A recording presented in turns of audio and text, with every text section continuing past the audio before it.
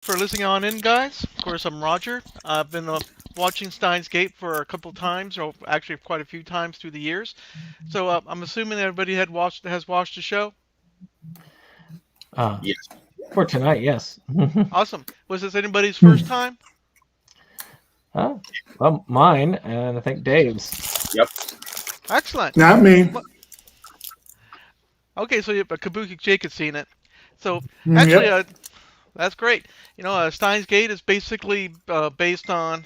Oh man, I gotta turn off this crazy. Everybody's always bothering me on Facebook. Anyways, hope I turned that. Sorry about that. But anyways, Steins Gate is an anime based on a video game that came on PC, and it kind of like starts out kind of innocently. Everybody, I got these weirdos that meet together in a in a small room, and we have a quick introduction to the main character, which is you got Rintaro. He seems to be a scientist by his coat, but he seems to have a problem with reality because he always seems to be floating off talking to some strange evil organization or some sort of hidden organization. And from there, of course, we start introducing the other characters. Mm-hmm. Oh. So I guess we'll go with first experiences then with this, how the impressions were. Now, Well, why don't you lead us off? yeah, Sure. actually, well, yeah, and well, actually, yeah, go ahead, Roger. Lead us off Sure. on your first experience with this. Well, my first experience was actually I've actually had bought Steins Gate years ago, and I shelved it. I just it looks kind of just another anime acquisition, but I happened to see a magazine article on Steins Gate and alternate realities and such like that. I said, "Hey, this looks pretty cool." So I watched it, and I was pretty regretful that I had shelved it for so many years. It quickly became like my first or second anime choice in my top 25 list. As time went on, easily an excellent anime from White Fox. Very cool. Cool. Well, I'll go next on this since this is my first time watching it because it's very similar circumstances that I bought it and shelved it because it had such a high reputation. It was a must-have in the collection. I'm still holding out for a complete release of Zero, so I'm not buying it for $40 for half. I think about $40 is what I want for the full season instead of $80. But I was, I don't know why I kept dragging my feet on this one. Well, I mean, I guess we all have a bit of a backlog to always catch up to. But this one did appeal to me quite a bit when I watched it. I was quite glad that Roger selected this for his submission because that gave me an excuse to finally open the thing and actually watch the film because I had the film as well. Awesome. And actually, I think almost all of us watched the series and the film back to back. Yeah. So we can hit on the film at the end of this as well. Oh, that's awesome. Great. But it was something quite good. It was a bit of a slow start, I'll admit. But once it picked up, and people in Animazing were also very supportive on that, saying, yep, it's a bit of a slow start, but you'll get to like it. And sure enough, I did. After like the third episode or so, I was definitely hooked into it. And move on to Jake. Well, okay. This is a show that I think I probably heard about in passing when it came out. And it caught my notice when it rose to the top, more or less, of Anime News Network's top 100 list. Like, right now, it currently sits at number 3 behind Full Metal Alchemist Brotherhood and Clannad After Story. And along with those two and Your Name, which we covered on our sister channel, Movies Galore, the only anime with a better than 9.0 rating on ANN currently. So definitely it has had a reputation for awesomeness that caught my attention. But I drug my feet on getting this because of Funimation's pricing issues. I believe this was one they released in 2 parts and took forever to put out a complete series. I finally got it. And when did we do our best anime thing? It was like a year and a half, 2 years ago, something like that. Yeah, it's been a while. Yeah. I wanted to make sure to get this one watched before we did our list, and it just missed my cut for my top 10 when we did that. It's a real so this was my first time seeing it in a couple of years, partly because I figured Brandon and Dave probably watched it in English, and partly because I was trying to show it to someone and I thought English would be the better way to go. I actually did watch the English dub this time, which was good because then when I got the movie from Brandon, I had to watch it in English, so I was already prepared for it. But it was my first time seeing the movie.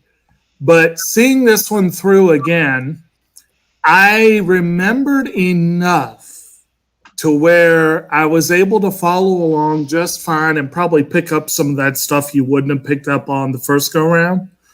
But I'd forgotten enough that it still was able to surprise and intrigue me. So it's a really good series in terms of it has twists. It has one big twist that we'll, of course, get to. Spoilers, everyone.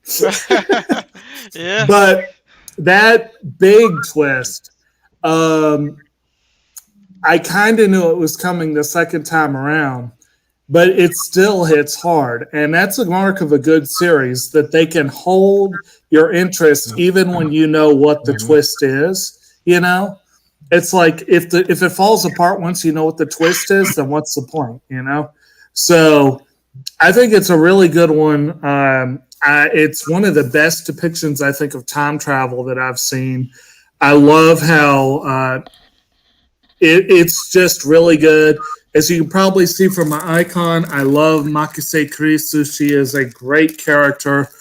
I like a lot of the characters, actually. It's just a fun series and a really well-made series.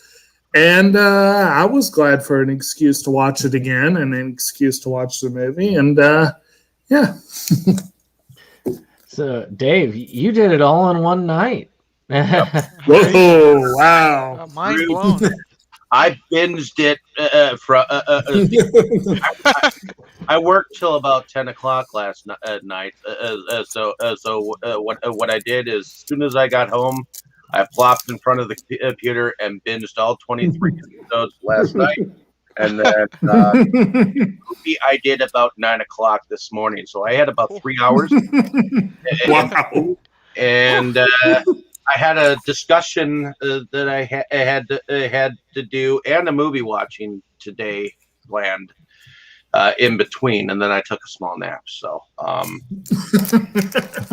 it was the extent of my experience. And yes, about the first 2 episodes were kind of rough to get through, but by the third, well, I kind of looked at Wikipedia's description of the first 2 episodes. I was like, okay, that's what it's about. and then I trotted into the 3rd episode, and it's like suddenly I got hooked with the characters. It's like finally they got it right, and then from then on in, it was kind of like, okay, this is a series you can't just separate in one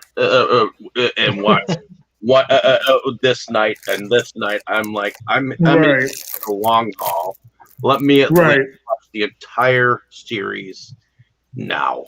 So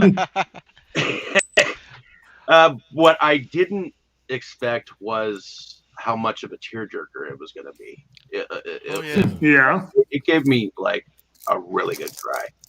So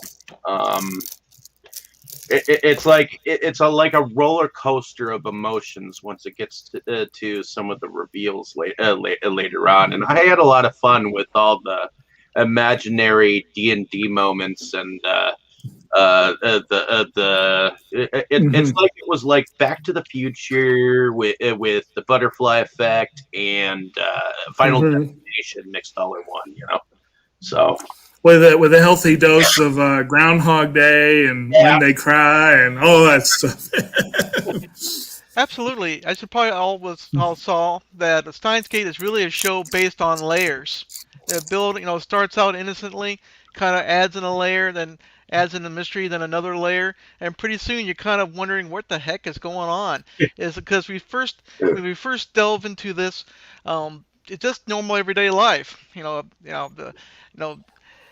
doesn't seem to be anything different other than Rintrou is a real weirdo. It's kind of strange that Maui would be so attracted to such a strange guy. Because remember, in the beginning, all this world building is being done, being woven together, so everybody will get used to the characters. Because later on, the big payloads will come along, especially when the first big ingredient happened, and it really happens almost immediately. Because when Rintrou meets Krise in that discussion about time travel, he started thinking about, hey, this is something kind of weird, and I don't really understand. Because remember when I first watched it, I didn't have any idea what was going to happen.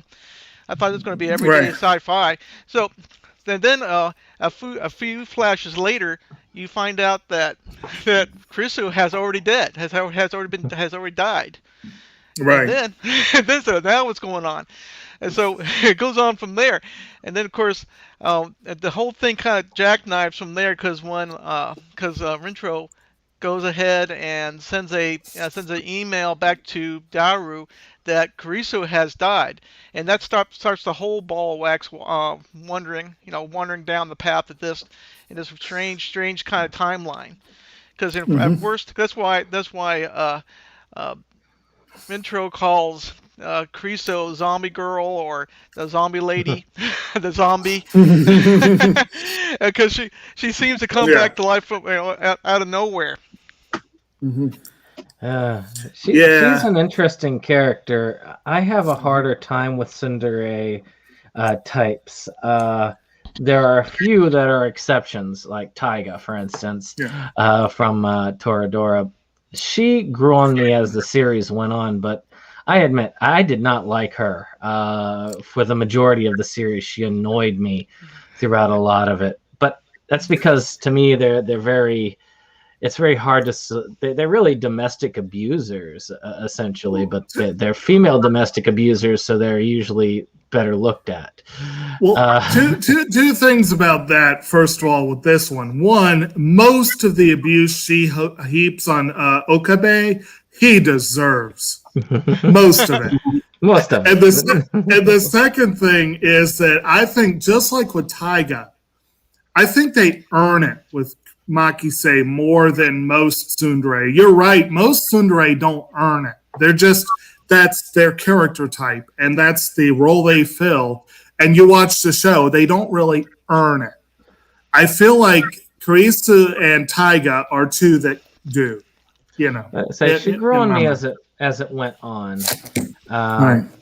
As it went on, she felt like, to me, she had such a high chip on her shoulder. And when it finally got revealed where everything was, why it was, and especially as they wrapped it up at the end, I'm sure watching it again, I will like her character a lot more than I did in my original watch.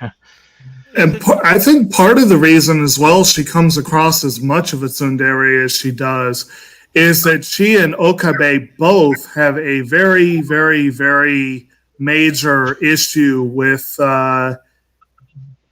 interacting with others. They're both genius. They're both genius level intelligence, and they, especially her, and they have a hard time sometimes understanding that you're coming across as a little too abrasive, that sort of thing. But anyway, Dave. Now, from Krisu and Rintrou, getting to know them a bit. then we start looking into the other very, very much important characters. I don't think I've Mm-hmm. seen too many anime where every single character has like a queen piece type aspect to it. Everything has something to do with everybody else. Everybody's tied together in a knot. Just like in Mm-hmm. Quantum Leap, everything, all the times all mixed together in one big ball. Mm-hmm. The same thing happens when we start. Of course, we walk to the lab and we meet Daru. He's like the super hacker, Yeah. and he has already developed some weird gadgets with Mm-hmm. Rintro. He's done things like he's done a lot. Of course, done a lot of computer programming. He's Mm-hmm. pretty much a neat. He doesn't seem to work. He hangs out at home. He plays video games. That's all. Pretty much all he does other than hacking. But he turns out to be a very important piece. Mm-hmm. He plays dating sims. Yeah. Now, from what I understand, I don't know if any of you would agree with me. I don't think this was mentioned once in the anime. But from what I understand, I read up a little bit on the visual novel. I think Okabe and Daru are technically university students, but I don't really think that was mentioned in this series. You can catch No. it if you look, because Yeah. that's the way it hit me, is that they were university students. Right. Matter of fact, when he first, well, not when he first meets, well, actually, yeah, when he first meets her, he was at a lecture.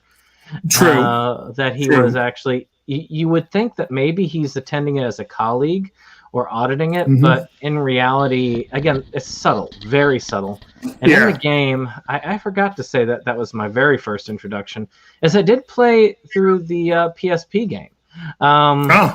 But that was years ago, and I forgot about it. But yeah, they did manage to introduce that pretty well there. In this, it was much more subtle. And I do like in his initial introduction to the female protagonist of the series, really, he basically he's fit to shoot her down and mess her up basically by heckling her into class, and she ends up outmaneuvering him intellectually.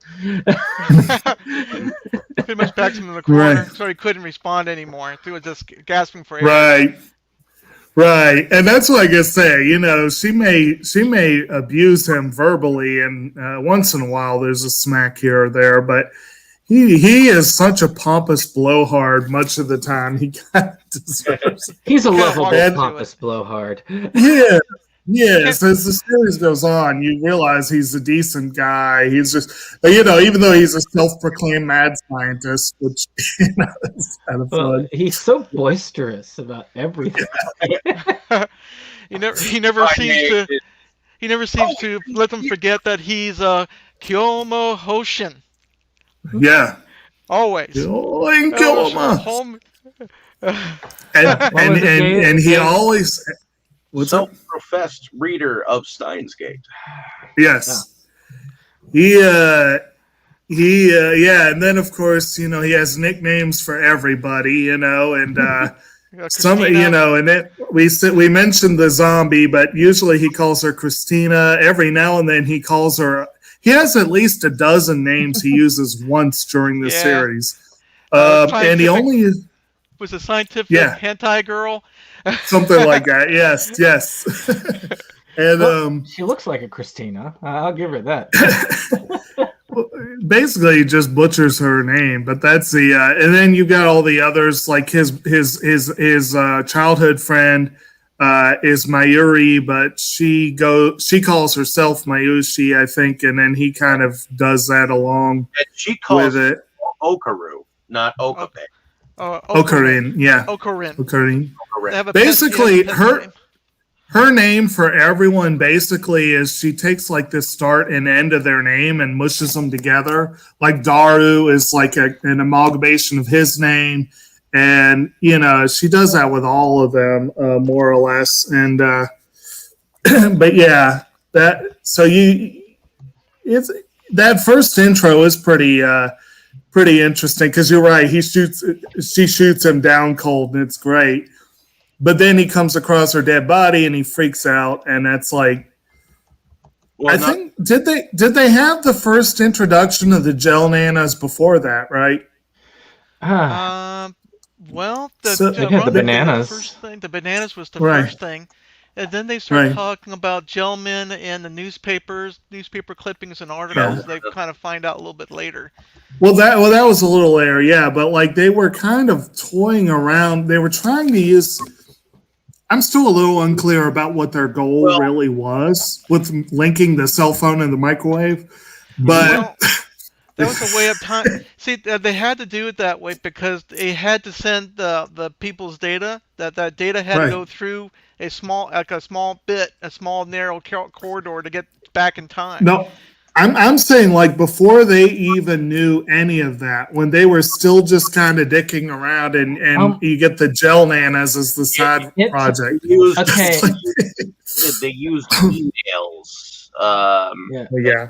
or text messages to send it back. And I like the fact that they thought of pagers from back in the It took a minute, but they had to, yeah, because you're right. Back in the early 90s, there weren't much cell phones around. The original one was by accident, though. Yeah. Yeah. He just happened to be using the device that they had done at Right. the same time that they were on the cell phone, and Right. it triggered by accident. Yeah, could he talk Yeah. to Daru? Could he send a message back to him? And then that was the first quantum shift, right? Right. The timeline had changed from the original Mhm. timeline for whatever it was to ironically to the next timeline, or next time path.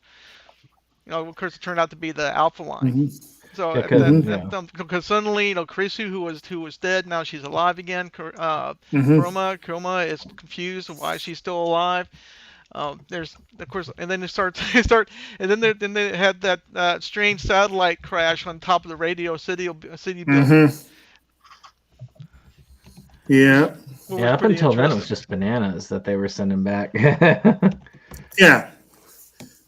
But that's like I said, I was kind of, it was interesting that they kept getting these gel nanas. And of course, Mayuri was so upset that they kept wasting her bananas to do this. And then her chicken fingers. And then yeah. Can't we just get a new microwave? Yeah. Now- And we should probably mention that Mayuri is technically Okarin's hostage. It was her role in the lab. She is his hostage. Well, in a way that Maui is Kyoma's like anchor, because he's like Mhm. they had a kind of sad past together, Mhm. and Maui had Mhm. had broken down, and of course Kyoma had decided to take her under her Mhm. wing. He said, "I'm your now." Then they came they had a like a relationship, and then later on they started visiting together at the lab, because I think Maui did say that she was the second member of the whole group that actually started visiting She Kyoma. was, I She think, used to be lad member all number 02, I believe. 002. I mean, yeah. Now, Because he had the 00 designation for every one of them. Mhm. He's 001. Daru, I think, is 003. When they bring Karisu on board, she is 004. Yes. and so on and so on Yes. and so forth. That Yes. even the numbers tie in together, because Yeah. towards the end, those they have these special little pins that were passed out, Mhm. and then ironically, someone, of course, the girl from the future, the future Mhm. warrior lady, Mhm. what's her name? Right. Suzuna. Part-time warrior. Amani, Suzuna, Mhm. Susaha, Yeah. suddenly became the presence. But the interesting part of Steins Gate is that the course with all the as we all found out, the first part of it's kind of slow until they started using the phone microwave and finding out, because Mhm. Akrisu finds out that if they only they can actually plot a path to get a different result that happened in the past to happen again, to happen in the future, because you're going back in time, and then it changes the reality, and then something new happens. So Kyoma decides to go ahead and try to win the lottery. Mhm. He finds out he does win it, but he doesn't want anybody else to know, because this will change. That maybe this will cause some sort of issue, and we start finding out about Well, CERN. as Well, he well. didn't quite. He didn't. You remember he had his friend Ruka. We haven't mentioned Ruka yet. The shrine maiden, if you will, even though he's a dude, as they say repeatedly in the dub. He asked Ruka to place those numbers, and Ruka comes all apologetic that I got one of the numbers wrong. But the numbers he gave Ruka were actually right. You know, they could have won if it weren't for that little mistake. But yeah, that was enough to say, oh yeah, that could have altered the past. And Okabe is the only one who remembers, which he calls, of course, in his grandiose style, reading Steiner. It's like, It turns out that the reading Steiner was the one thing that sets Okabe apart from everybody else, because that allows him to see how the realities change. Because remember, everybody else is living as if the reality was actually the part of their history. right. Nobody knows that anything has changed. That kind of like comes apart at the end, because I don't know how it does happen specifically. Maybe because Kiyoma had traveled back in time so many times with everybody else, but everybody seems to have an echo of a memory from another timeline. They start remembering that like for instance the trap. What's her name? Ruka? Yeah, he remembers that he was a girl at one time. Right. Maui had the saddest one, because she remembers that she has died many times over and over and over again. So it's kind of interesting, because as the series progresses, we actually move away from what is considered real to the complete unknown, and this kind of sets the stage to with the time with CERN, and the reason why there are so many D-mails done at the beginning of the show. Okabe wanted to have the ability to make something better happen, but just like the butterfly effect that I think Kabuki Jake talked about, it often has a bad result. This it's like a bunch of ripples hitting another ripple and causing an unforeseen result. Right. That occurs. And of course, the first major one was the unfortunate death of Maui. So, Dave, did you have anything to say so far? We've been kind of moving and running you over there. Well, I'm following along because it really is once it gets going like fast moving, because you get a series of Mayuri's death scenes where he's constantly like not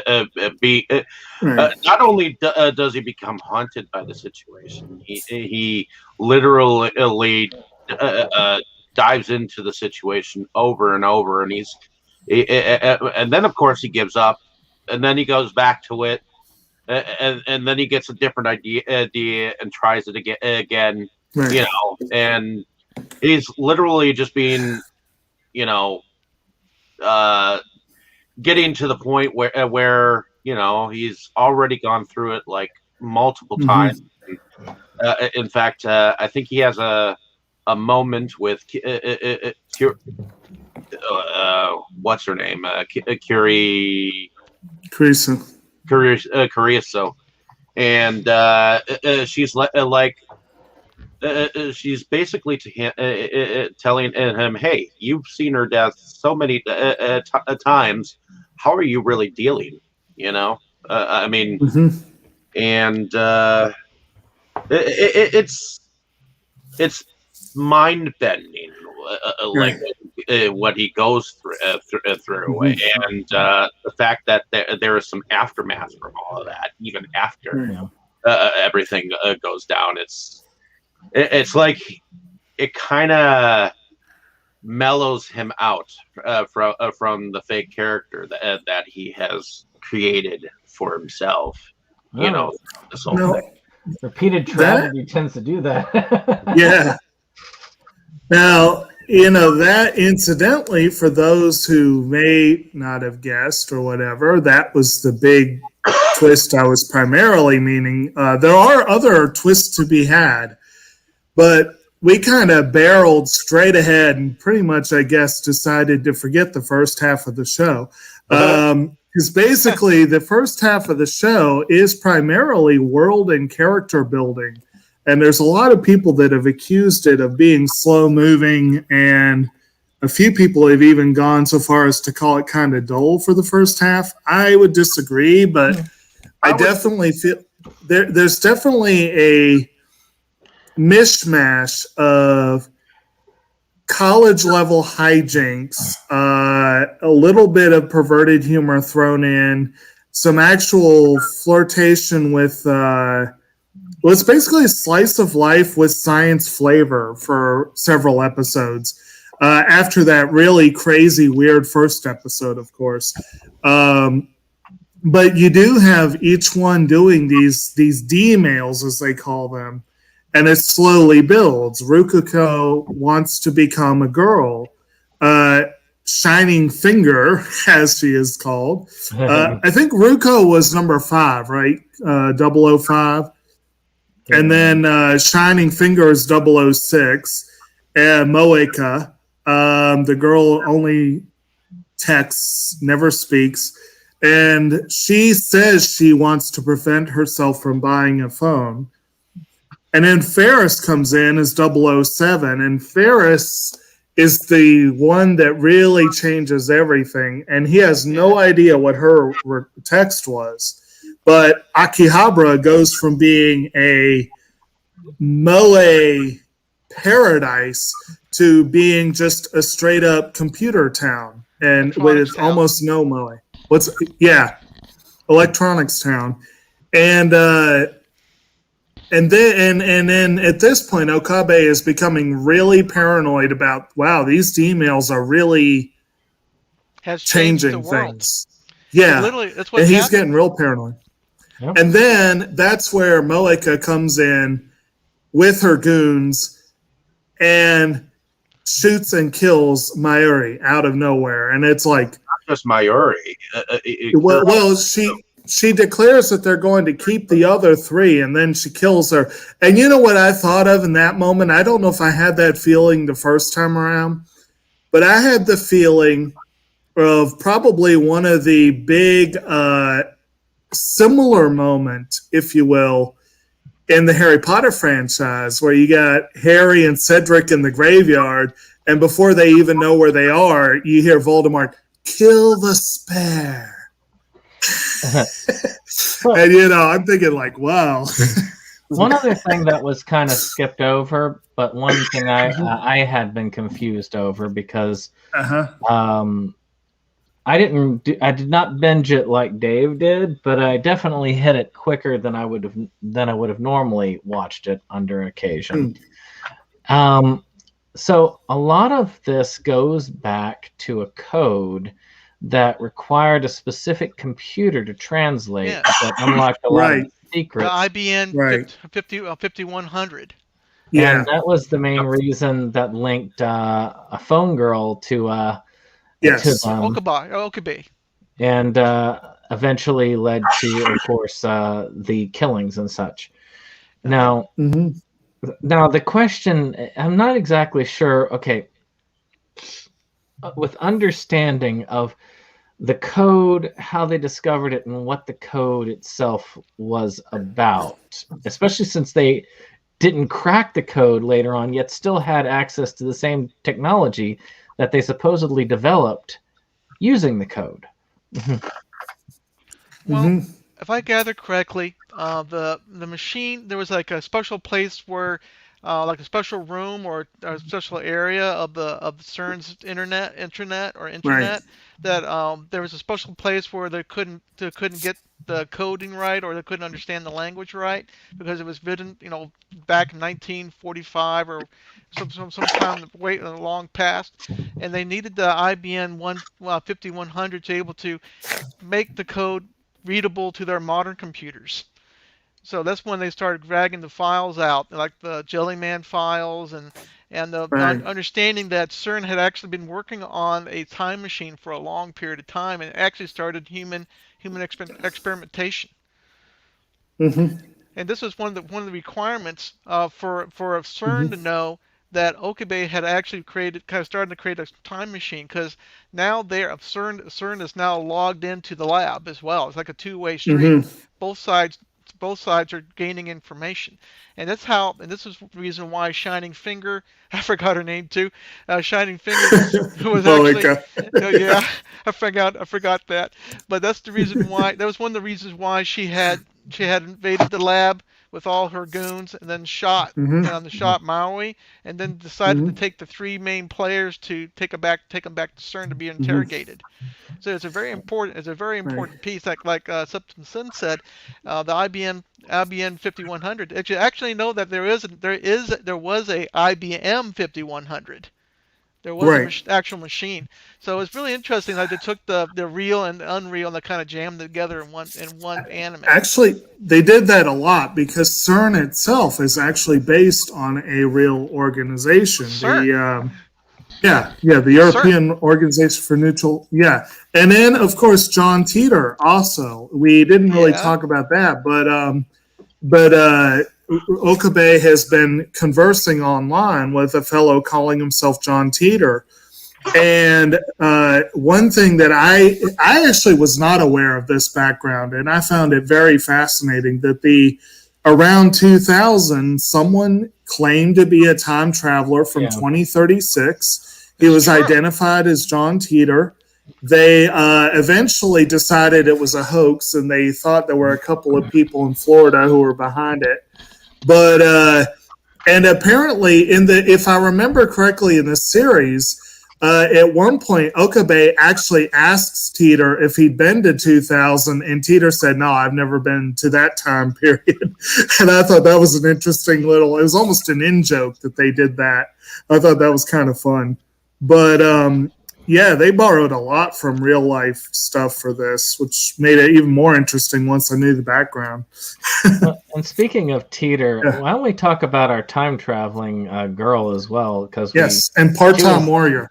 Yes, part-time warrior. It was Mani Susaha. Yes. She comes across as a part-time girl. I think Okabe calls her part-time warrior. And she doesn't have any kind of story input until a little bit later when she becomes a major piece, because she's actual one that's been talking to Okabe about the time travel, and it's possible and some of the theories of what time travel really means. Because I think when I was young, we had something called the grandfather paradox. What happens if you killed your grandfather? The problem is that you couldn't exist in the first place if that happened.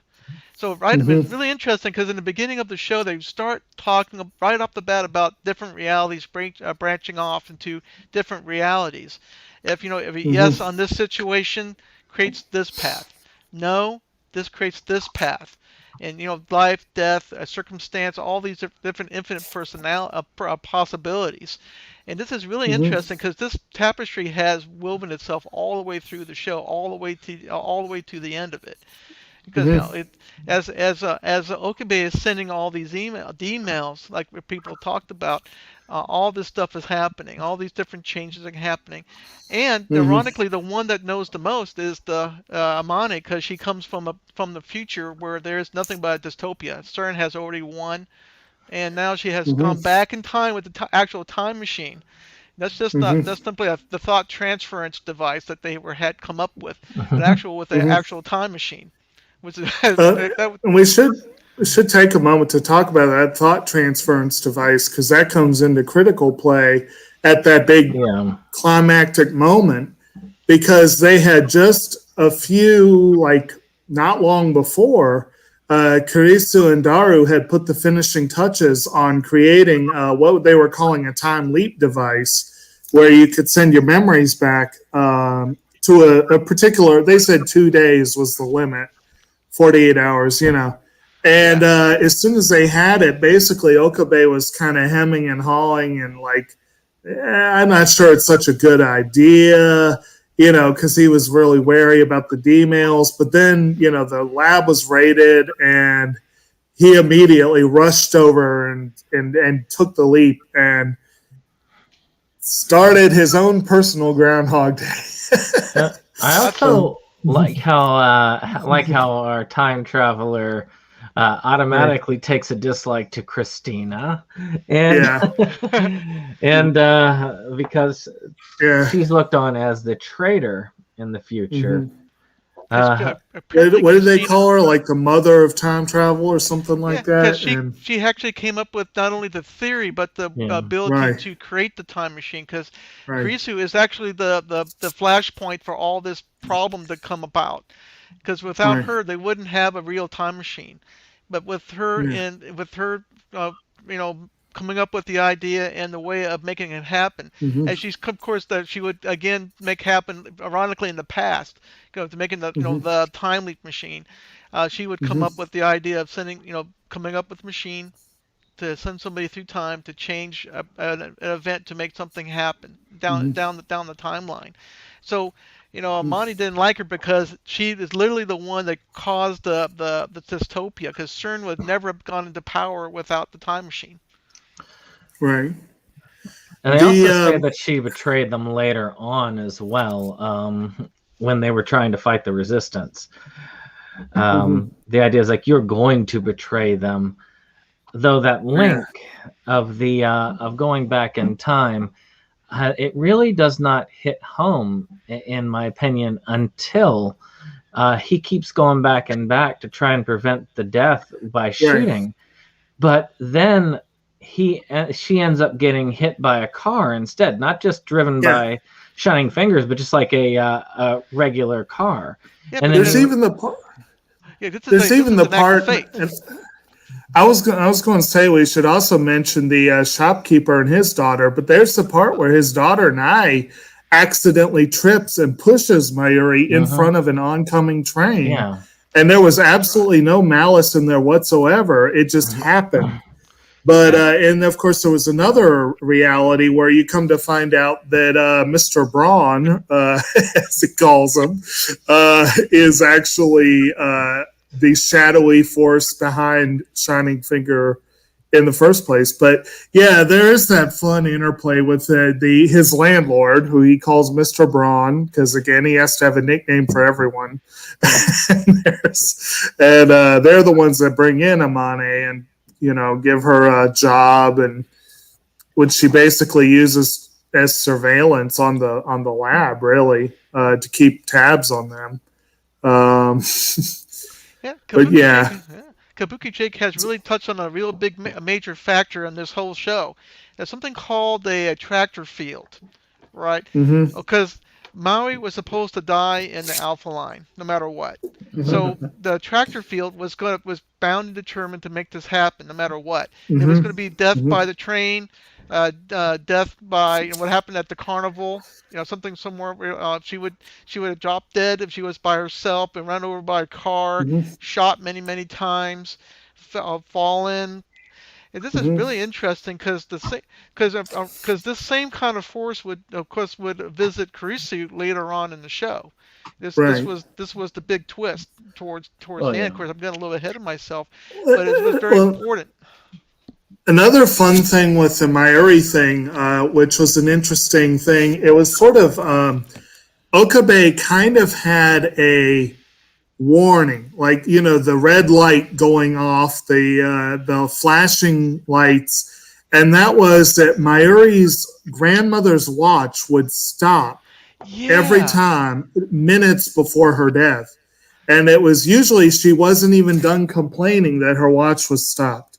And that was an interesting little thing that they did too. It was like, when the time literally runs out, and it's even more so because the grandmother actually is a major part of the backstory for her, how she came to be the hostage in the first place.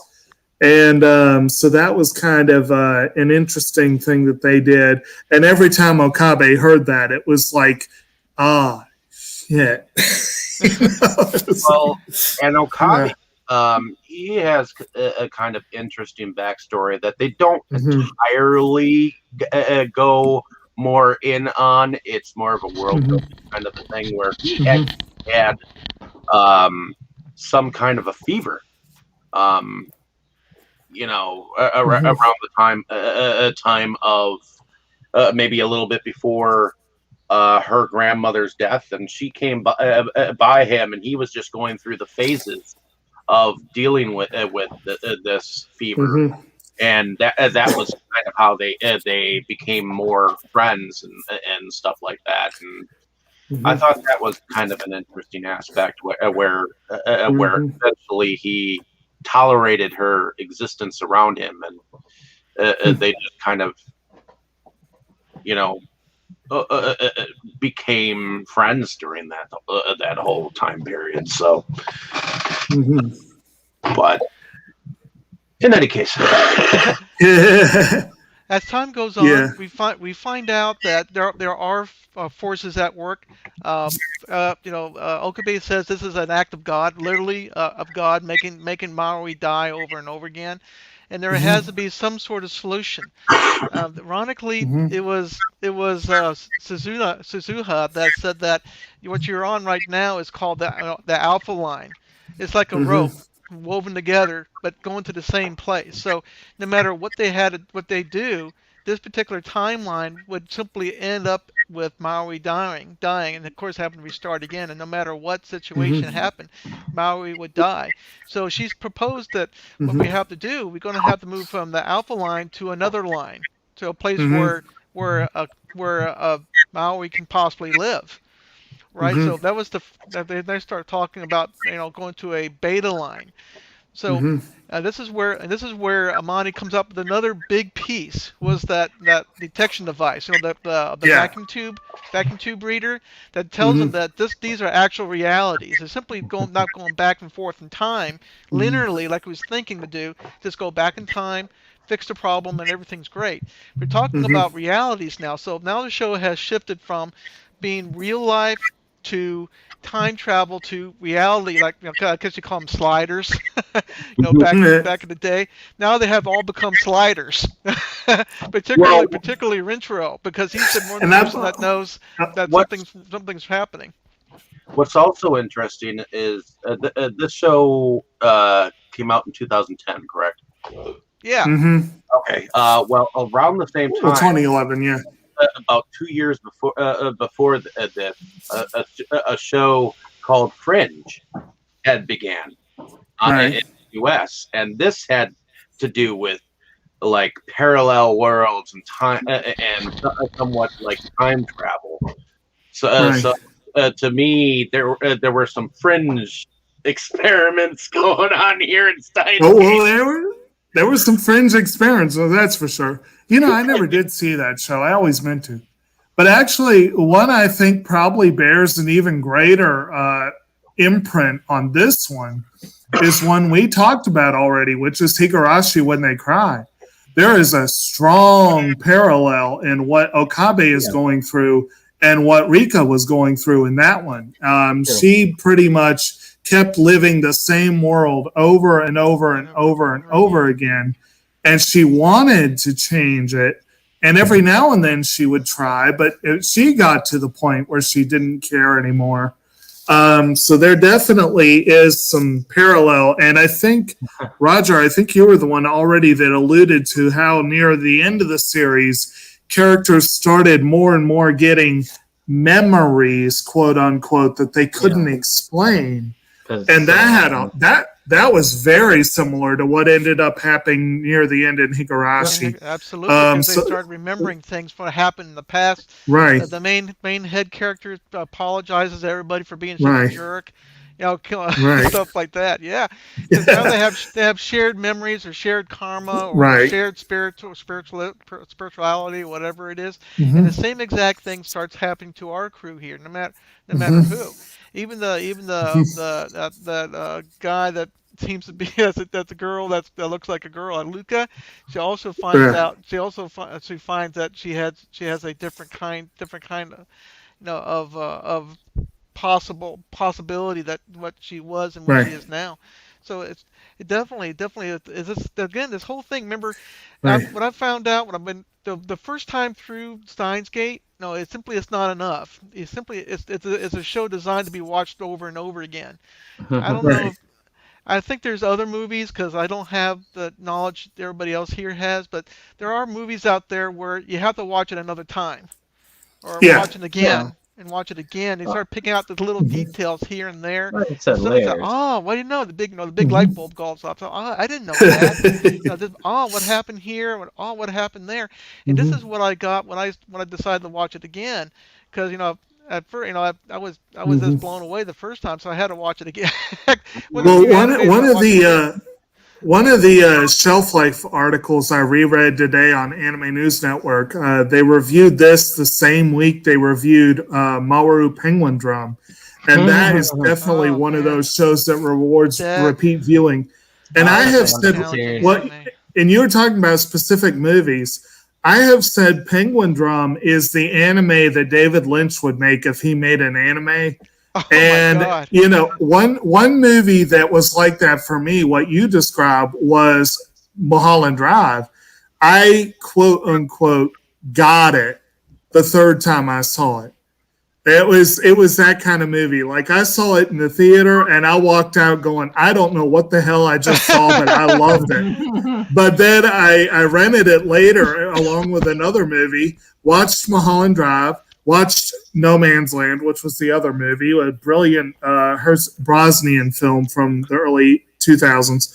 And then I rewatched Mulholland Drive, and that third watch, I was like, I get it now. It's like, there are movies like that, but this one, I agree. It does reward repeat viewing. I imagine the movie will as well, but not as much as the series itself, I'm sure. But Roger, Yeah, No, the I- movie kind I the movie think kind of Brandon investigates another line. Yeah. I think Brandon said it good yesterday day to me. The movie puts a good cap on the series. Yeah. yeah, So So I had a question for you, Roger, because I think you're the only one here who's probably seen Steins Gate Zero. So now the events that they hint at about the main character being able to remember everything kind of happened to him due to an incident that happened to him when he was younger. Is that without spoiling it for us, because I would like to see it first? Is that actually expounded upon and explained fully in that series? So, if to understand correctly, you're asking me if people kind of remember stuff from the other timeline and from the beta line. Well, I mean, in Steins Gate Zero, which is the prequel series, because I think you're the only one who's seen that. is it the prequel? It Isn't isn't. it It's not a prequel. I thought it was What an is- alternate telling. It is what it is. Is another line. Is another timeline because Right. it's not dependent upon the alpha line. To make like we did on this show. Like remember, most of Steins Gate takes part in the alpha line, and I can't give away anything else with Steins Gate Zero, but it has its own line that it really stays well within its path. I mean, I've watched it 3 or 4 times already. It kind of it's only kind of like when we have a crossing path in our line. Remember, in the end of Steins Gate, Okabe kind of fails to save Kurisu, because remember Kurisu dies in the beta line, because now they have saved Maui. We're gonna go. Now we shifted to the beta line, but now the beta line has a huge trap, which is the continuous death of Kurisu. Okabe realizes this is going to happen again and again and again. That's why this kind of the Steins Gate Zero kind of lets them know, because at the end the Steins Gate that particular Okabe.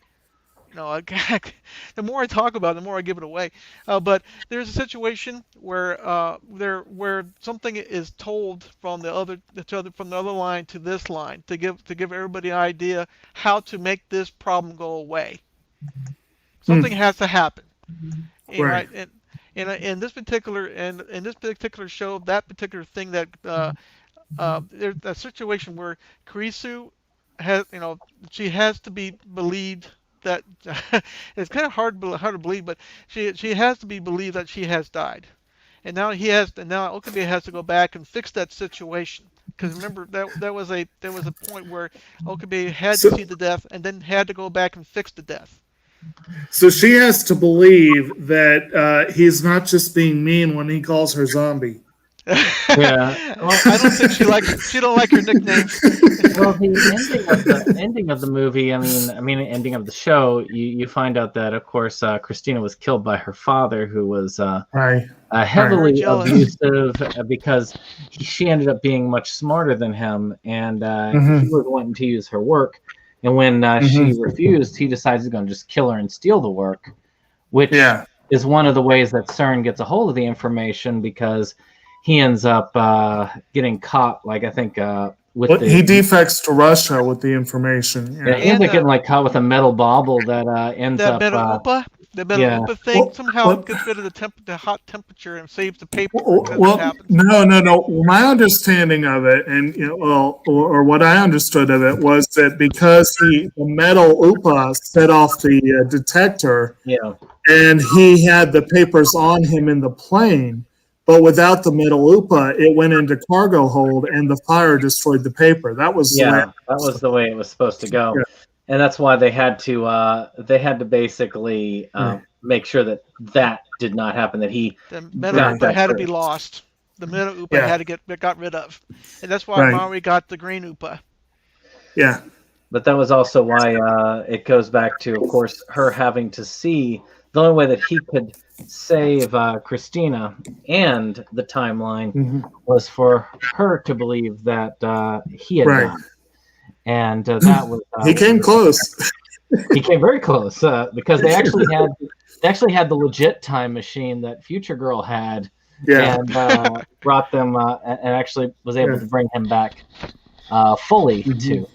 And it was it was a good ending overall. It was very difficult because you also have all this stuff related to him trying to leave the timeline. Because of the instability that he created. But the movie also irons out a lot of stuff at the end as well. Yeah, because the movie really got into the instability of it. Yeah. Yeah, it kind of goes in a different pathway. Because remember, at the end, I guess we are kind of jumping around, but because it's the kind of show that deserves this kind of thing. But at the end, we see that the other Okabe talks to another Okabe that he wasn't familiar with, right? And Okabe from the future, or a different timeline. Remember, this guy's in a different timeline. He had different result, a different reality. So with the movie, moving into the movie, now they're dealing with another reality. Okabe has suddenly disappeared. Just like that's what happened with Haori and the disappearance of Haori Suzumiya. He suddenly becomes not there, and for some reason Karisu was the only one that has some sort of bare trace memory that something has gone wrong. And of course, it moves into beautifully into the movie, which I think, one of the few really perfect movies where you can actually see the beginning, see the middle part, and get to the ending, and actually have the pieces all kind of put together, where it's like a complete movie. There's very little left over. It's kind of funny when you say jumping around when you mention Haruhi Suzumiya. Yeah. Well, that show is kind of like cross path, just like this show. There's a lot of backtracking, reality jumping, and closed loops, and strangeness and weirdness. Of course, it's all done by our favorite Haruhi Suzumiya. In this case, the jumping around is caused by fate or God. It's just whoever rules these multiverses has determined that these are the paths that must happen, and Okabe has to find it. Yeah, well, Haruhi exactly. Haruhi has actually created the situation with their world. She wrote all this down in a notebook, and it was reality. Right. So before we really, I see we basically skipped right over the OVA, but I had forgotten that there was an OVA tacked on to the end of the series, and I thought the series was over, and then I was like, wait a minute, there's a whole new episode. What? It was kind of weird, but that one actually interestingly introduces the character that we kind of skipped over, an important revelation, which is where Suzuha Mane actually comes from, not just from 2036, but her She stopped off, and this was actually a nod again to the John Teeter thing, because supposedly he claimed that he had gone to 1975. He claimed that he had gone to there was some other date, I think, but he also claimed that the reason he stopped off in 2000 was for personal reasons. And, that's why Suzuha is in 2010 for personal reasons. She wants to find her old man. She never, So that was kind of an interesting thing when you find out who her old man is. It's interesting that Mayuri's the one who really puts it together. And she's like, well, they look alike. Oh, yes. They do. Not mean, exactly, but they do. I caught that long before she put it together. I put that together very quickly. Who the father was, because again, if you look at them, you can tell. And they did it actually art style wise. I think that was a great move artistically, is them doing that, so that you as a watcher could actually put those pieces together just as quickly, maybe even before her. But then, of course, in the OVA, Okabe vanishes without a trace because he saw someone and ran after her. It turns out he actually met her mother in a random place out in the U.S. just because he thought it was her. And then, of course, out there. he had no way to get back. Well, I do like how she actually went after him. Christina came after him with the car, and then with no gas. No gas in the car, so they're both Yes, that was fun.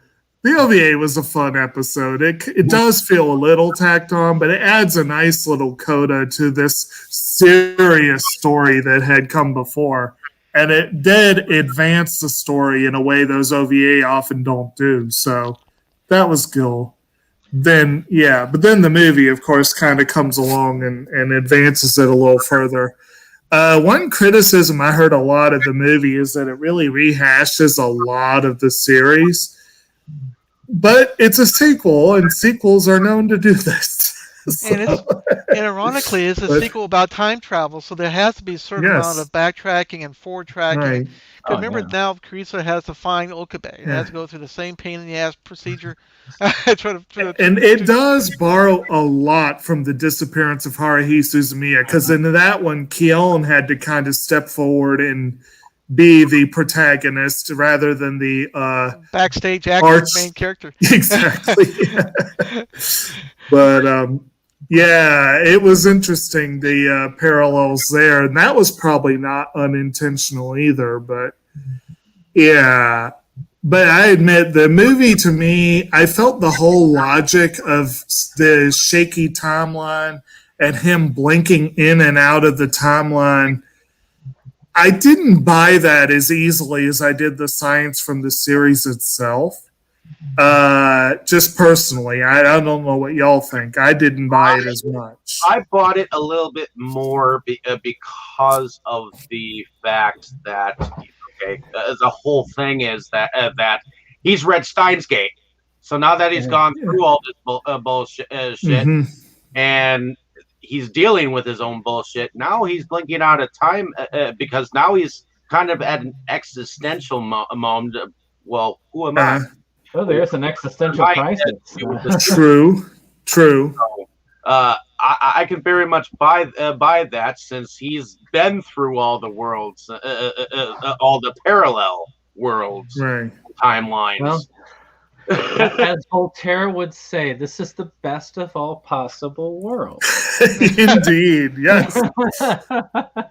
Well, I mean, when you put it that way, I guess it makes a little more sense. It's like, if he can't focus on it because of it just, to me, it was kind of interesting. Now, I'm sure I had a very different viewpoint from Brandon on the fact that Carissa is put front and center for that one. I rather liked that. That was one aspect I liked a lot about the movie, but well, see, I had gotten to like the character by that point. I didn't like her through a lot of the early part, which probably was there. I mean, I know that it's like That would probably be where the difference was, where Jacob probably felt like a little bit worse when they became closer and she wasn't beating on him as much. No. I don't. I mean, I'm glad she was willing to call him on his shit, but I'm not. I didn't want her abusing him excessively. I don't go for that. Back to the Love Hina episodes here.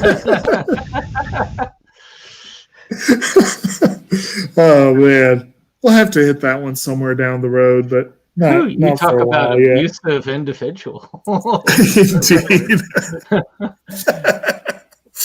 But no, I see. Again, I didn't really find her. She was very tsundere-ish, but I didn't find that so much as her being abusive, so much as her inability to admit her feelings. And honestly, that's one of the main driving forces of the movie is Christina the scientist versus Christina the woman. Girl. The woman, the young lady. She loves him and can't for the life of her figure out why. Because in the movie she internalizes that. She realizes that she's more like Okabe because she likes Okabe and wants to be with Okabe more. So, and I admit, the scene where she decides to become Hyo and Koma was great. It's a classic. It's an absolute classic. I can't watch it 2 or 3 times when I see the movie. It suddenly becomes becomes Okabe. I have to say one of my favorite moments between Okabe and Kirisu is when she was trying to tell him dating tips. It's like the blind leading the blind. Yeah. Consulting Google. They try to find out where the best points are to go to. Yeah, it didn't work out too well. 101. I do feel it's interesting that regardless, there's some stability, there's some stable factors there. Like them forming that scientific club, it did not revolve around him as much as it needed to be there in time, regardless. And I mean, if he didn't found it, someone else would. And that's actually, again, another interesting point. Now, that could change my viewpoint with subsequent watchings. Who knows when I'll get back to that, but one of these days. At least I can say with the next one that we're covering, I've watched it multiple times, and when I watch it this time, it'll be in a different manner. Well, Steingate does make people want to watch it. Once the initial couple episodes go by, it's very difficult to put down. I have to keep going. So this one more episode, one more. It's like once the big reveal happens at 12, episode 12, I believe it is when the big twist happens.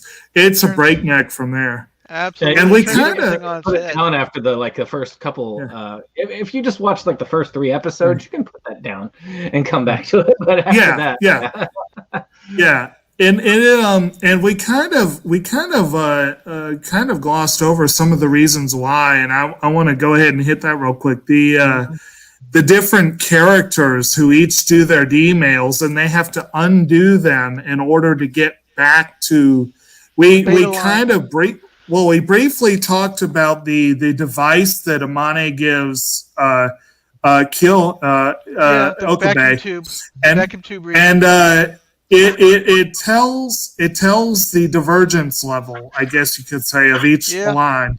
And what do they call it? The divergence barrier, I think it is 1.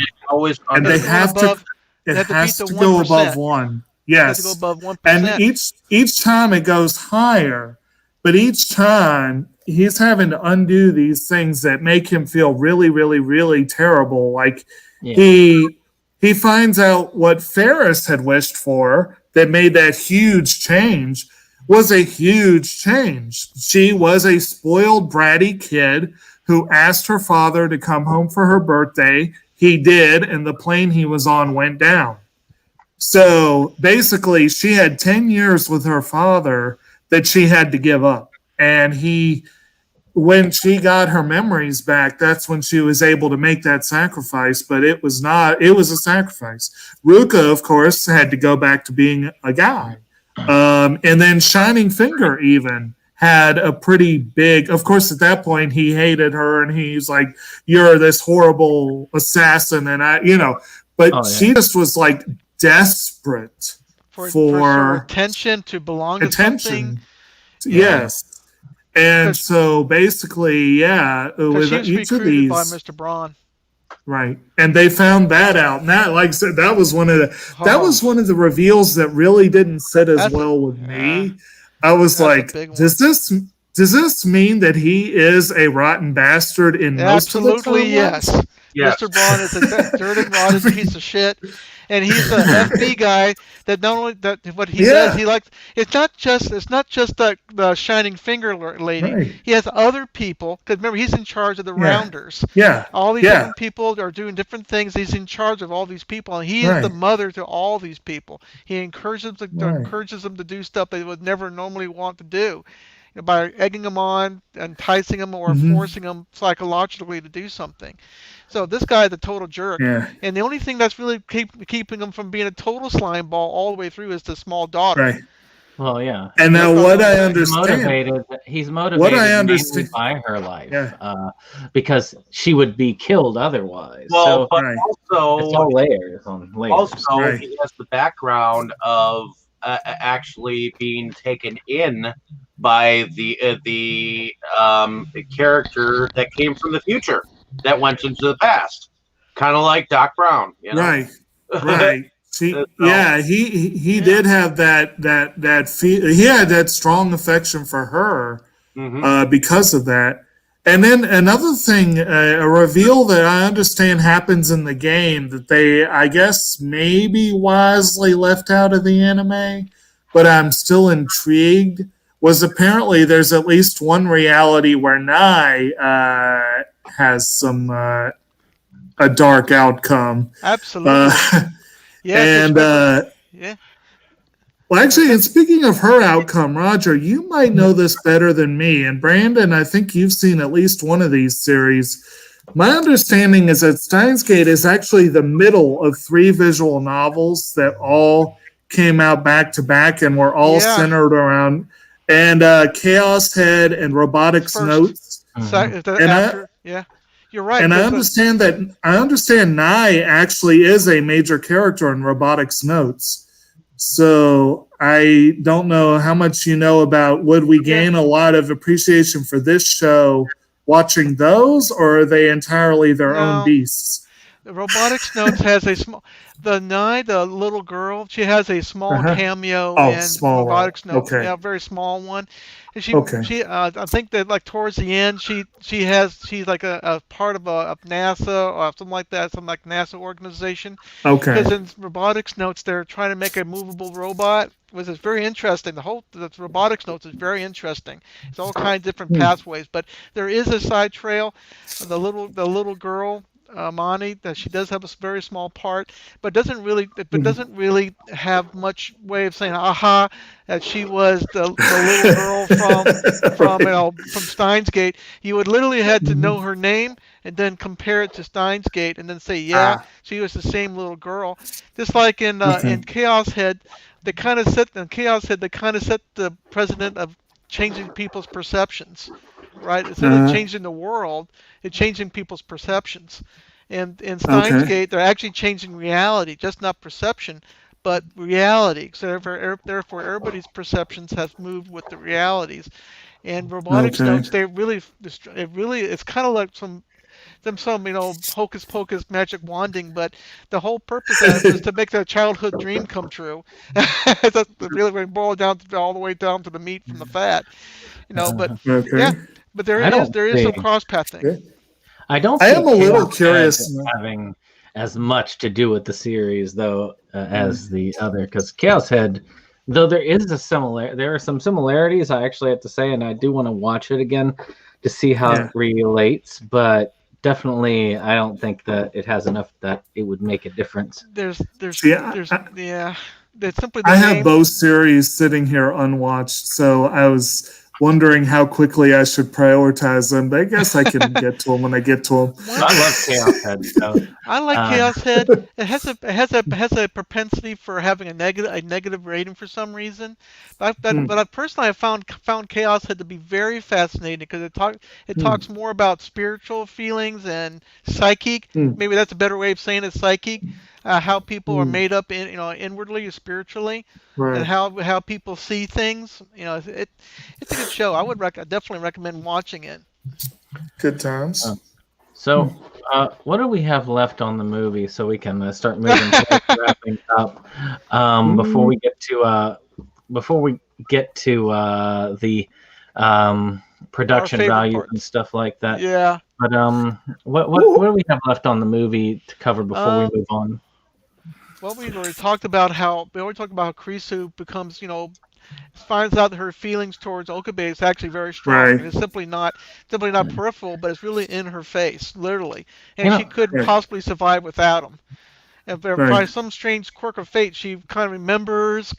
Okabe disappears, right? And she has to. She's the only one that realizes that he is gone, and she has to find him. And she's able to remember the blueprints for the time leap device, and she has Daru help her put it together. And he's like, they're both like, where did this even come from? She's like, I don't know. I remembered it. He does the time leap, yeah. Huh?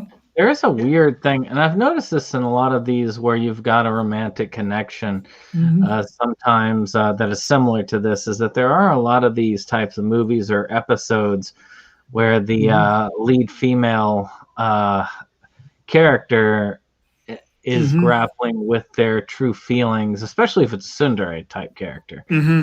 And a lot of it hinges upon them coming to terms with those feelings. And I've noticed that is a pattern I've seen in several movies. Shoot, even Love Hina, the New Year, the Christmas one, this very similar concept as well. The stakes aren't quite as big, but it is not quite. But it is a similar concept.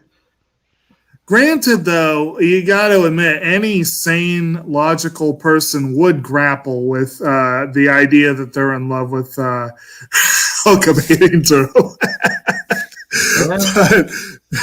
Anyway, the one really interesting thing that ends up happening in the movie that is, and this one does get into, one of the things with Steins Gate, with any time travel, is you can't think too hard about it, because then you're just going to be left scratching your head. But like, this one brings around a coda that's almost a prequel that you would not have, that wasn't even in the original, and that is what inspired Okabe to become Healing Kilma in the first place. Yeah. And you find out in the movie it was Kurisu. And that was the way that he was able to go ahead and speak to Mayuri the way he did and comfort her the way he did and secure his place in the timeline, basically. And to find out more what you're talking about, Kabuki Jake, you gotta have to watch Zero. And there's even more. There's even more there. Just like, remember I was talking about Quantum Leap. Yeah. When Beckett he explains how time travel works. He says all. I do need to see Zero. Yeah, you need to see Zero because it ties in the other half of the story. Because this is a multi-level story, and you got to see both sides of it, and you'll see what happens from the other side, from the beta side. When they come on in, and you see how all the other characters relate and change things. You'll find that how the other characters impressed upon Rintrou how he is now. Was very interesting. I know I'll definitely be watching it as soon as they announced the release of a combined part exactly. 1 and Yes. Yes. Well, I don't know about as soon as they announce that because it's going to be pricey. Okay, but maybe the next Right Stuff sale after that. Maybe, yeah. I definitely would recommend it. It's a worthy series. It's something it's not just tacked on, but it's melded in. It's like hardwired in. So once you see, I see potential of even having another. Remember, I think in the actual game itself, there's actually allusions to other possibilities, other timelines, like a Delta line, a Omega line. They can make this into a big deal if they can do that. If they really wanted to. Just like what happened with Fate Stay Night, they started from a some group. Now it's exploded everywhere. Steins Gate has the potential to do that by doing all even these more expensive. Yeah, I was going to say, you just know if they explode in 5 different directions, Aniplex is going to snap it up and make it one of those. You know what? One thing though, I will say, like I said, with time travel stuff, I kind of try not to get too bogged down in the science of it because I am of the opinion that it's impossible to tell a perfect time travel story. I do think this one comes really, really, really close in terms of plugging holes and making it work. But one thing that would appeal to me about Zero, I really like alternate world stories. I like seeing characters in different situations, different responses. It's one of the things I enjoyed about Higurashi. And it's one of the things like I'm deep into watching Arrowverse, and I just got through the Crisis on Earth X story, and that's like a major turnaround for. They go into much more alternative versions than this does, but still, even with the situations altered, it still makes an interesting thing. You know what I mean? It's absolutely you're absolutely telling the truth. Watching, you said like you said before, Zero is something you got to watch because because in that particular world things have changed a bit. Okabe and everybody else has a different perspective now. But you're going to have to watch. I'm not going to ruin anything, but not to. But if you got to watch it because it definitely will make your head spin. It's like, what in the world happened here? My God. So Dave, did you have anything else on the plot for yourself before we move on? Just the fact that I mean, once it gets down to the bare tearjerker moments, I mean, it's like it makes you cry, and then it steps back, and then it makes you cry even more. Right. Like I was literally bawling through some of the darker moments. Once they finally got over those moments, I was okay. But I did not expect to have tears falling down my face. So, other than that, I mean, I thought I got hooked on this series, and I had to. Now eventually, even though I have so much to pay for at this moment, I want to eventually track down Steins Gate Zero. Even though I know it's probably going to be uber expensive. Right now you're looking at $80 to $100, but you might want to wait at least a little bit on that one. Dave, it sounds like we're on our way to making you a true anime fan after all. Thank you. Why don't we move on to production value? Okay. Production, okay. So production values. And of course we have a movie on there, and it's kind of unfair to throw that into the mix because the movies for the most part have a much higher production value anime wise. This one was much higher. They could have gone higher, I think, but I don't think the movie was all that much higher than it could have been. No, but I think it's very similar because remember the art style of Steins Gate was kind of drab. There lots of yellows, but grays, yellows, dark reds. it kind of gives you a quagmire of looking through things like when you played through what was that one Konami video game was it called again? Uh, oh man, I just have now I'm having a senior moment. Metal Gear. No. Okay, you're a guy that gets teleported to another dark world. He has Silent to Hill. find Civil. Had to find his daughter. Yeah, Uh, Silent Hill. Silent Hill, yeah, it kind of like reminds me of that a lot because it was also very drab. So for production values, I found that the characters were drawn very well. It's just that there's not if you're looking for all kinds of details like you got from the movie from Sword Art Online, you're not going to see it here. It's not the story, it's not the character design and overall design that's really endearing. It's the storyline. That's what I like most about. That's what I like most about Steins Right. Gate. Though the animation was fairly fluid in this, it was definitely not cut rate, and I felt like it did its job, and it did it more than what it was necessary, as opposed to. And I've seen plenty of series that have done just the minimal amount that was necessary when it comes to the animation.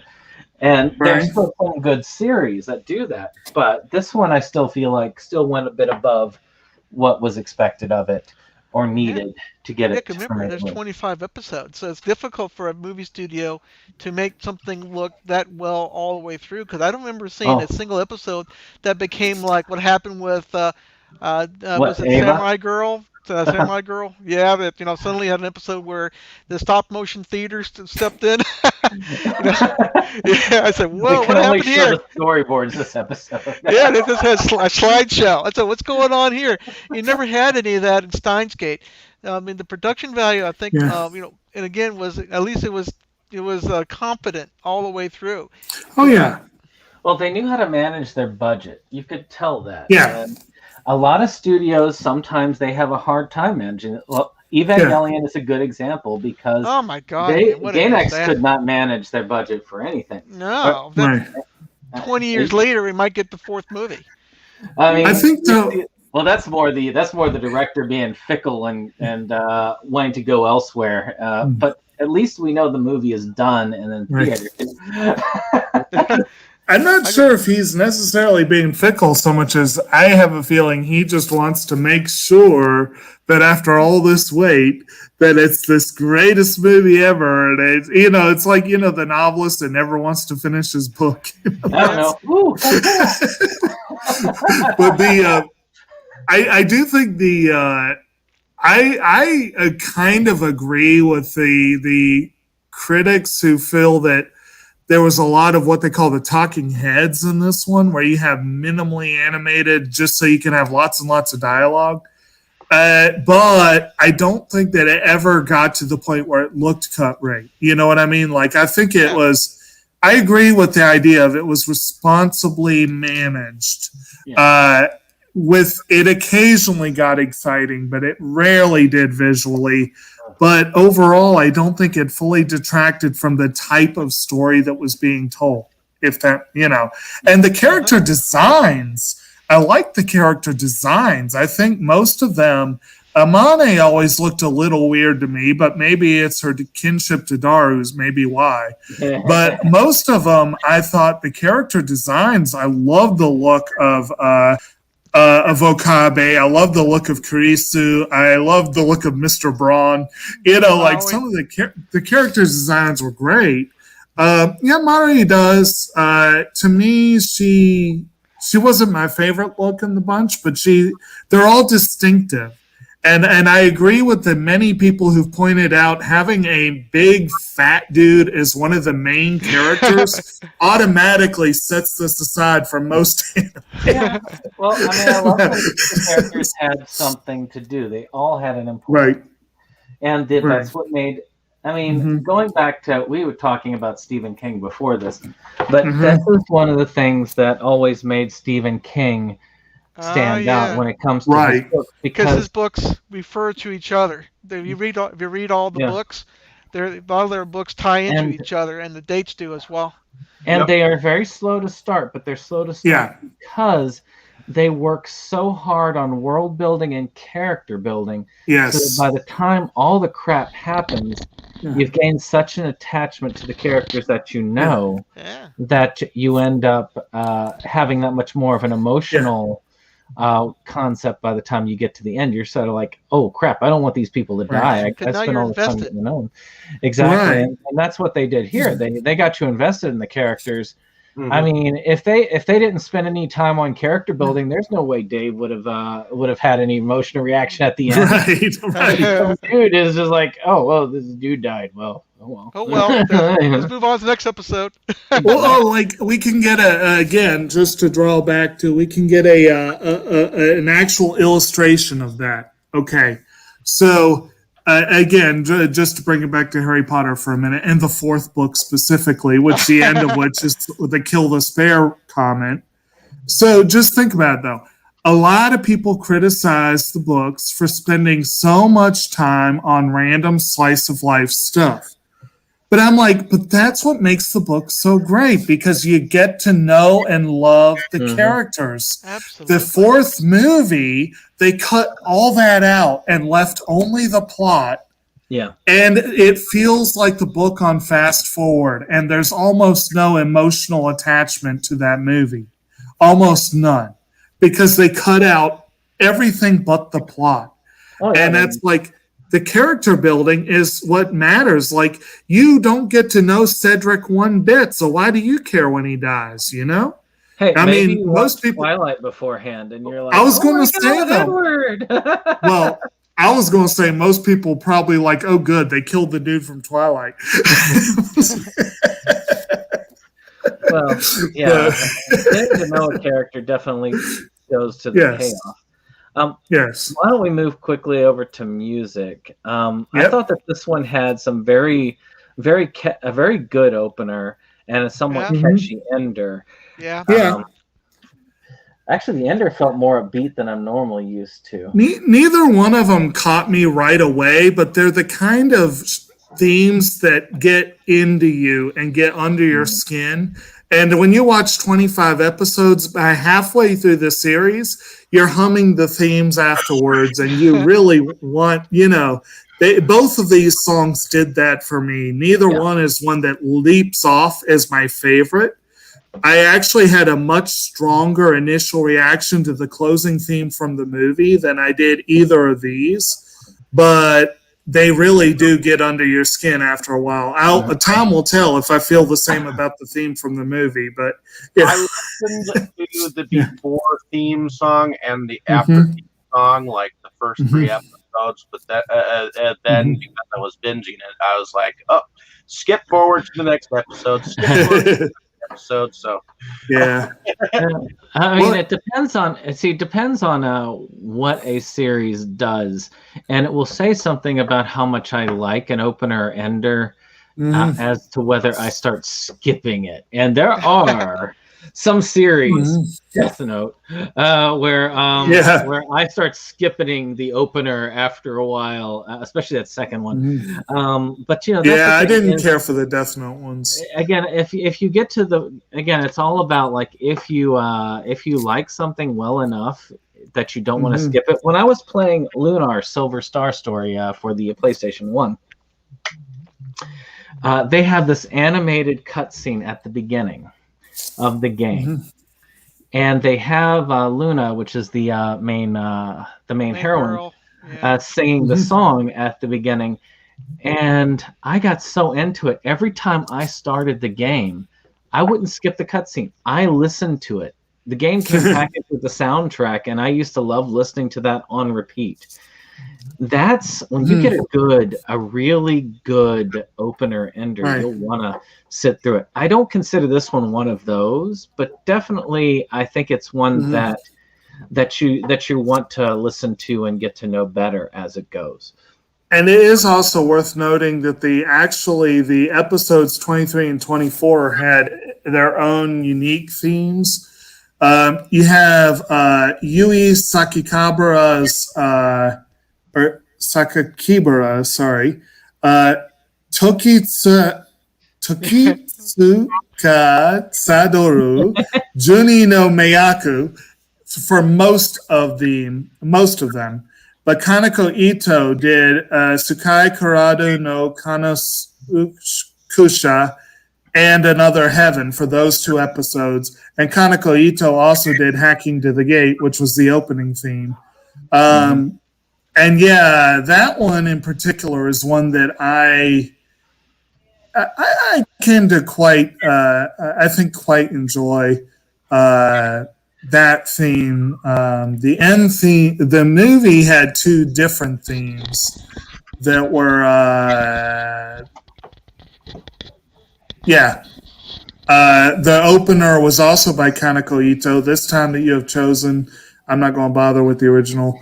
Always at This Place by Ayane is the ender. Itsumo Konobashide. That one I really, really liked. And again, I've only heard it the once, though, so I don't know if it'll get into me the way the other one did.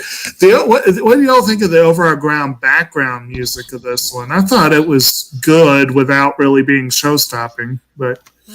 I thought it was subdued. I thought it was just there, and when something terrible was happening, the mood was shift suddenly to a kind of like a oppressive sound, and then you had some like everyday life soundtracks, and it's it's going to be every day, just like in the beginning, the normal stuff, and here gosh, you had that funny little theme, and then when it gets really dark, it gets really moody, really quick. And the same thing happened with Steins Gate. I think it was really done very well because it made me immersed into the show and not so much picking apart. This was bad animated or the movie track kind of sucked. And I have to ignore this part. So I think it was really well done because it was kind of like part of the show. Yeah. It was like you said, subdued. It didn't jump off the way, like, for example, I recently watched House of Five Leaves, or a couple months ago we covered School Live on this channel. Both of those, the music just really grabbed me. And that's the thing is sometimes you just have a series where the music just does its job. Same thing with the movies like that. How about you, Dave? What are your thoughts of the main themes? They weren't exactly something that caught out and grabbed me. I mean, they were nice to listen to, especially the end one. But it wasn't necessarily something that I dwelled on per se, because I was just kind of like listening to them at first in the first couple of episodes, and then it was like, okay, I've heard this now, and I hear it like when I begin it. I hear it when it ends, and it's like the next episode is more important at this moment. So I'm just gonna. Well, when you're trying to binge the entire thing in a night, that tends to. But, I'm very good at binging. But you made it through. You made it through. And maybe that's something, if you ever decide to come back to it, maybe that's something that you can do, is just sit through and just make a point of listening to the opener and ender each time to see if see how it grows on you as it goes.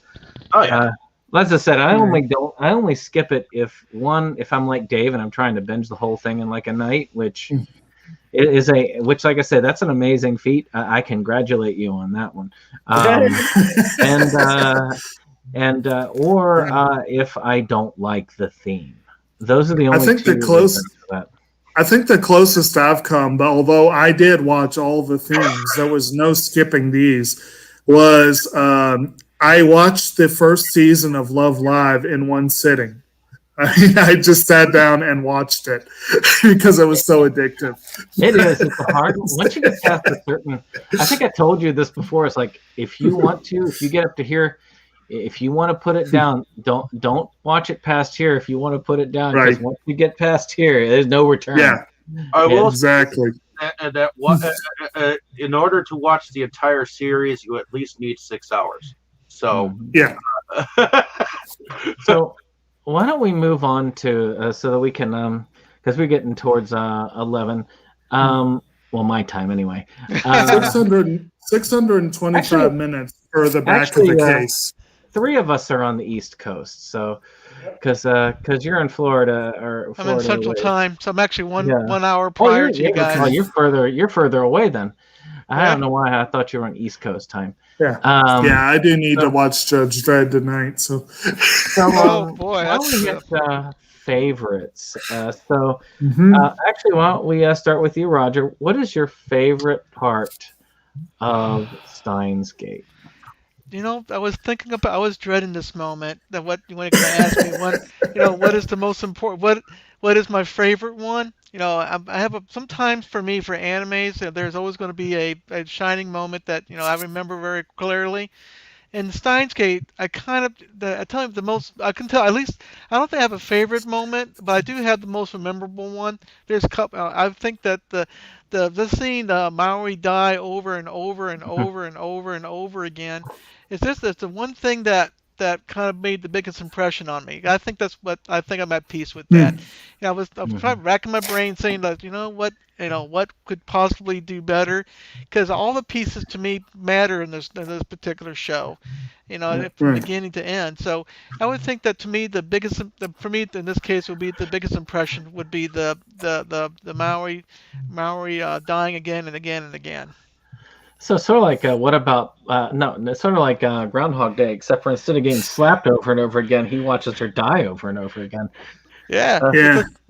Slightly more morbid, but Yeah. Slightly. How about you, Jake? Well, I kind of agree with Roger. There's a lot of great moments. It's hard to pick one. If favorites, most of mine would revolve around Krisu, the one where she shoots Okabe down mercilessly in that one lab where he was heckling her. The part in the movie where she dons the cloak and becomes yelling coma. There were a few great moments that I loved, but I will agree that in terms of sheer holy crap, did that just happen? The first time that Maori gets shot, it's like the moment. Wow, I could spoil a whole bunch of shows at once. Well, let's say that one moment in Puella. Some of you will know. Yeah, the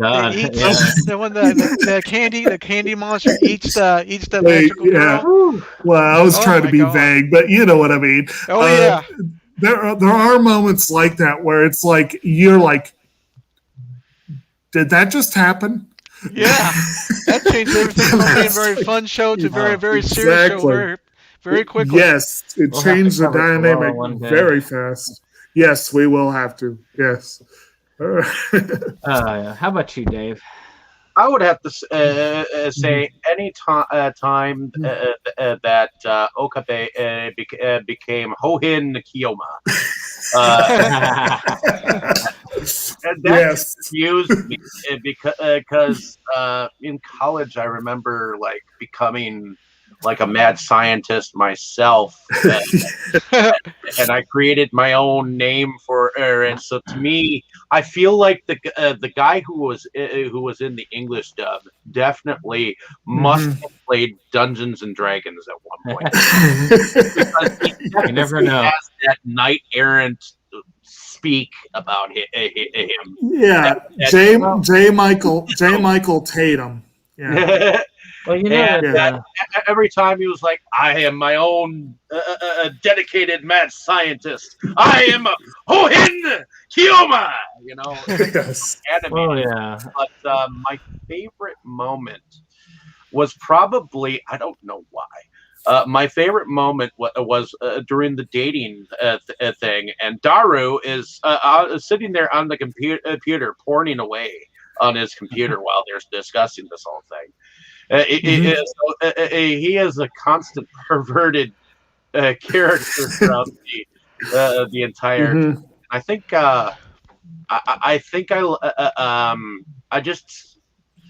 I think the situations that tear jerked me. I think I liked some of those the most because, and I have to agree with Roger in that reveal with the going over and over her death, and how he just had to relive it like constantly.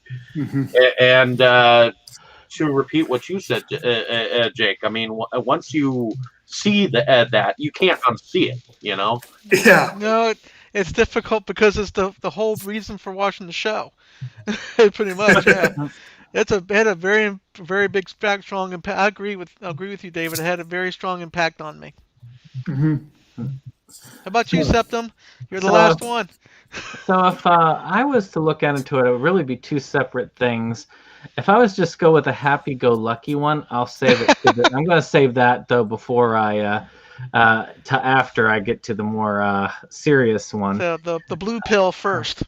So, looking at this, I would like to look at two connecting forces. With one, where of course the small girl ends up pushing the character in front of the train, and that was tragic. Oh man, and that of course, tragic. In comes the realization that this isn't just about stopping this person from killing her, and the connected scene when the solution is found, realizing again how Christina died, and that really did hit me, and that was a moment that that allowed me to finally drop all of my typical tsundere dislikes, which I automatically have a dislike for tsundere characters right off the bat. Zero, familiar of Zero, good example. Akane, these characters. You love Akane. Because if a tsundere character is going to be a character that I like, they start at a bad place and they have to earn it. And by that time, she truly did start to earn it for me. And but to end it on a nice note, in that OVA where she goes out to his rescue, only to realize that she ran out of gas, and they both get stranded.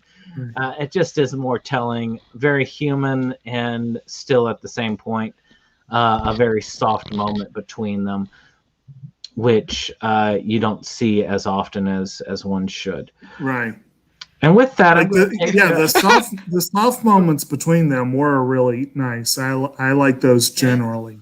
Yeah. Because Creaser had the most interesting parts, because she actually when Maori died, she actually was crying on the phone to Okabe.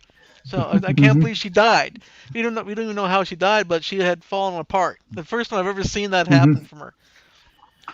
So with that being said, I'm going to go ahead and take the hosting reins back and thank Roger for leading us in our discussion today. I had a blast, guys. I had a lot of fun. And for choosing the show. It's a good one to cover. So next month, we're going to be taking away the reins from our individuals, and we're going to return to our rotation in May. Mainly because Roger has taken the reins again through the help of him and the amazing people over at Animazing Collections Inc.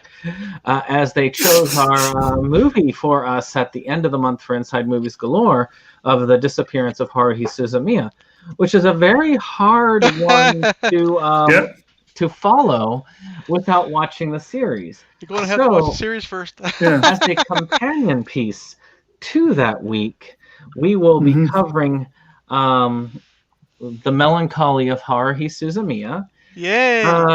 Season 1, and if everybody's so inclined, more if they wish. But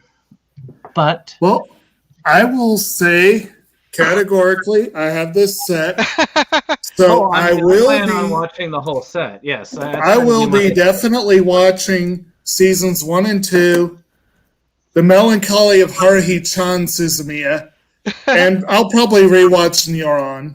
Neuron is the best. No, I'll admit the disappearance of Yuki may be after, because I don't know that we need to see that before the rest, but it'll give me an excuse to watch it. I have never watched. I have never watched that show other than on DVD. So this will give me an excuse to watch it on Blu-ray finally. Did you ever watch the Sad Projects? No, Haruhi-chan is fun. This Mizuki 2.0 put in hi. Wanted to say, just wanted to say hi. Hope you guys are having a good day. Sending you good vibes, and we sent them right back to you. And thank you. I hope you got to see listen to some of the discussion. If not, you feel free to check it out. This was one heck of one that we went through. We went into a major deep dive, as only one can. But yes, I hope you did get to see. If you haven't gotten to see the side projects, Roger, this is a good chance to go in. I can't imagine you haven't.